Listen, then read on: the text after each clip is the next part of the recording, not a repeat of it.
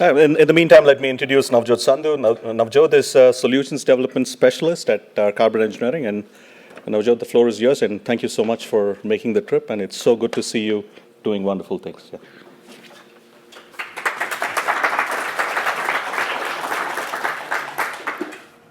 Thank you, Dr. Arvind and Sean, for having me, and to Pamina as well for inviting. Hi, everyone. My name is Navjot Sandhu. I'm with Carbon Engineering. So I know I think we've talked a lot about the innovation as well, and what I was hoping with my presentation is at Carbon Engineering, what our path has been and how we think about going from innovation, R&D, and then to project execution at commercial scale. And so where are we located? We are in Squamish. That's where our innovation center, what we call the CEIC, is located. Today we are about 185 employees strong, a lot of which is scientists and engineers and operators who work at the facility, and we continue to grow. I think we are among one of the largest employers in the community, and while I'm here, I also want to give a shout out to my two old colleagues from Carbon Engineering who are here today, Adrian and Jeff. So if you have any questions about what it was like to talk about direct air capture back in 2015 and 2009, when I guess not a lot of people were thinking about it, so please do talk to them. And then coming back to the CEIC, what our objective at the Innovation Center is really to support the design and engineering of our commercial facilities.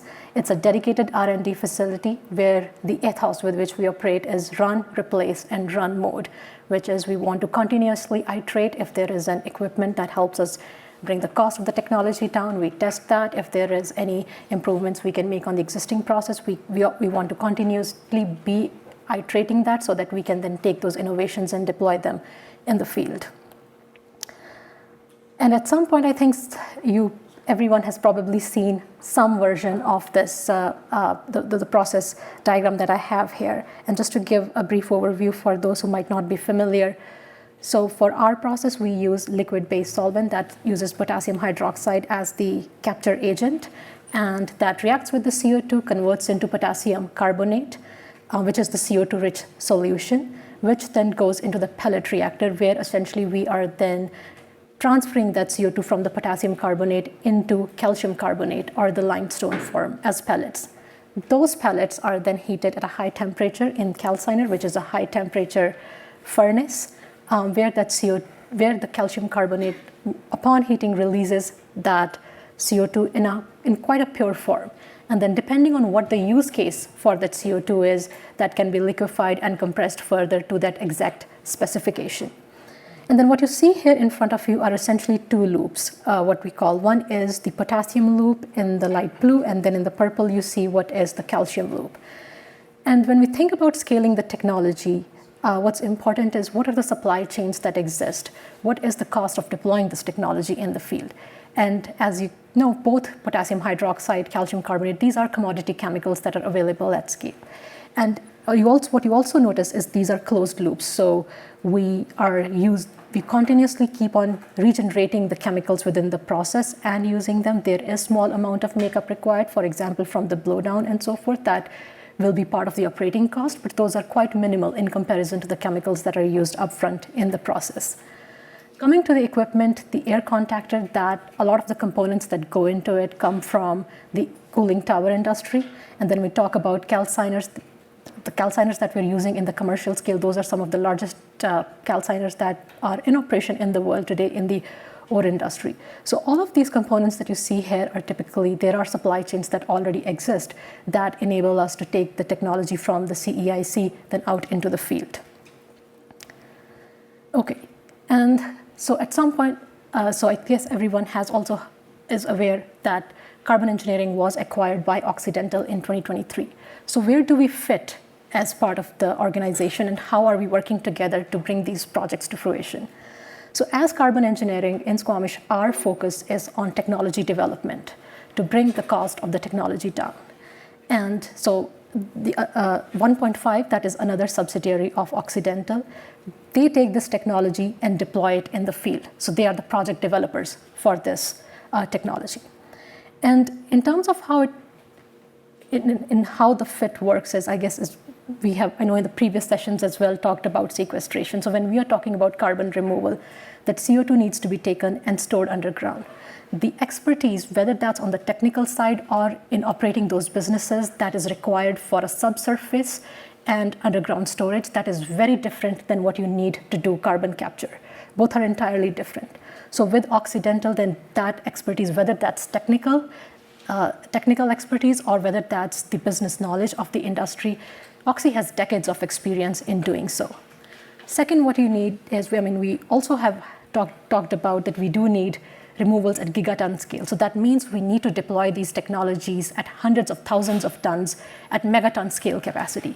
That means there has to be experience in project execution of projects that are hundreds of millions of dollars of worth goes into billion dollars.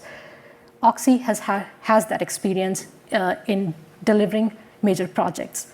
And even if we look at our process, potassium hydroxide, that is an important ingredient in our process. Oxy, I think, if not in North America or maybe in the world, is one of the largest suppliers of potassium hydroxide. So there's a lot of technical expertise, senior engineers who have had decades of experience in handling the materials, in working with those materials, and all of that knowledge is incredibly useful when we think about how these facilities will operate at a large scale. Okay, so when we talk about now coming to commercialization and in terms of driving the cost down, the two important components are bringing the cost of the technology down, which, as I talked about, is what we're focusing on at CE. And then as part of that, what we have are these three strategic work streams. One is what we call the iterative versions. That is, continue to make improvements on our existing components that we talked about in the process. On the evolutionary pathways, we're also always looking at how can we make the current whole process more efficient? What are different ways in which the components can be integrated? For example, looking at process intensification opportunities that could help bring the cost of the project down. And finally, revolutionary pathways. Beyond what the energy inputs that we are using in the process today, what are the other alternative energy inputs that can be used? And how do they influence our technology design, and what alternate pathways then we could be looking at? So, and the way we have been thinking about this in terms of how all this gets done at the CEIC, for example, is we do have these established processes in how we want to drive innovation. So for example, let's take the example of the packing that goes into the air contactor. That is what provides the surface area where you have the potassium hydroxide reacting with the air for the capture to happen. So we have lab scale testing where conceptual design and ideas are tested. That is then taken into what we call BTEC or benchtop testing, where the fill is tested before then it gets implemented at the CEIC. And once we have tested the packing and fill at the CEIC, from there is the packing that we are using at commercially in Stratos. That has been the testing pathway for that fill, as an example. Okay, and the second part of the cost and of these projects, or the second important consideration in deploying these projects, is project execution.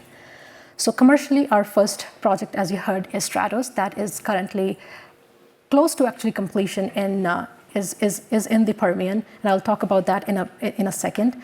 And once it's fully operational, which is it's expected to be in operation the first phase goes into operation this year. At a full capacity, it will be about 500,000 tons per year of CO2 capture from the air, and would be the largest facility in the world. Beyond Stratos, we are looking at South Texas DAC Hub, which is in the Gulf Coast region in the US. That's where the engineering for the project is still underway. And for the hub, we are looking at deploying about 30 megatons per annual capacity of direct air capture. So when we think of project execution, so then what are the metrics? I know there was talk about on the technology itself, the climate, for example. So on project execution, what are the levers? There was, again, a lot talked about sequestration in the previous panel. So access to CO2 transportation network, access to storage sites, that is an important consideration in siting these projects and for project economics.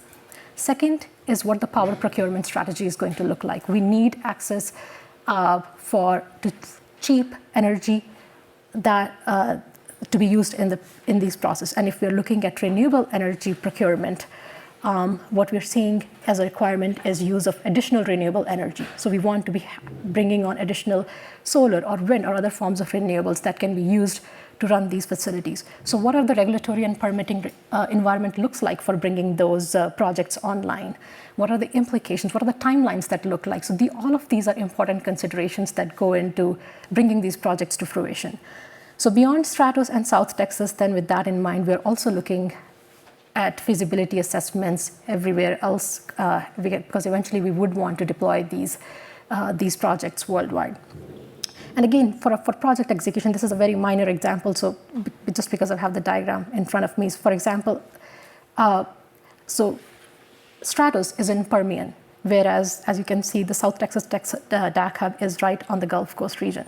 So the transportation cost, for example, of moving your equipment, so having access to barge, for example, that could lower your cost of transporting that equipment versus having to move it inland. Moving it, so that again, just thinking about what are the different levers that can be used when we are building these projects at commercial scale. And for these facilities, for the whole DAC program, our engineering, procurement, and construction partner in these is Worley. Okay, so for Stratos, what you see on the top are the first trains of the air contactors, and then what you see between them are pellet reactors and other equipment. So that is the phase one of the project, which is the 250,000 tons annual capacity that has been constructed. And the next 250,000 tons capacity that the construction of which will begin this year, and that is slated to go into completion next year. And the reason we are taking this phased approach is because of the advancements that we have made on the air contactors and pellet reactors. So with some of the advancements in the packing, what we have done is the number of air contactors that will be required for that phase two will be 30% less than what have already been used in the phase one. Also, we are looking at a substantial reduction in the number of pellet reactors. Less number, but larger pellet reactors. So we want to incorporate all those design considerations into the new phase. Having said that, what you see in the middle is the central processing. So that is the calciner, for example. So that is already being built at the full capacity of 500,000 tons per annum to be able to serve both trains. Same goes for all the supporting infrastructure. For example, the air separation unit, that is the oxygen that is needed for the calciner, the water treatment, all of that is being built for the full facility already. And then for South Texas DAC hub, the front-end engineering and design, that is already underway.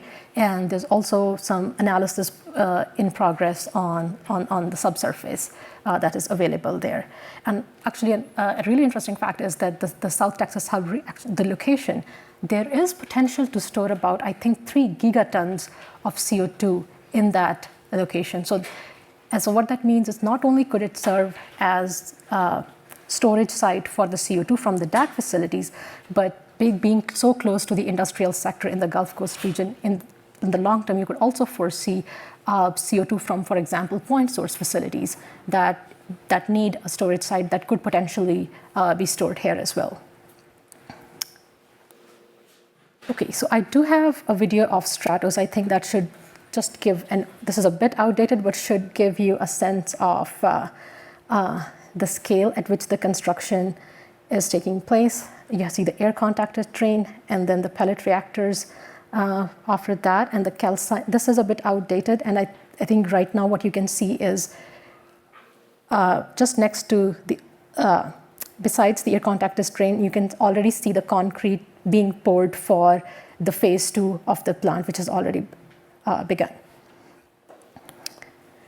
Okay, so on a closing note, so what's next for us? I guess as we continue to expand our R&D portfolio, we are also always looking for more people, and we're looking for more space. We need both of those. So any smart engineers who are looking for new opportunities, please do check our website. There are always listings posted. I'm sure something will be of interest to you. And also in Squamish, we are expanding our R&D facilities. We did purchase a 4.5 acre parcel of land. That is where we will have expanded R&D facilities, some office space as well, and that will be our permanent R&D headquarters going forward. Thank you, and then happy to answer any questions.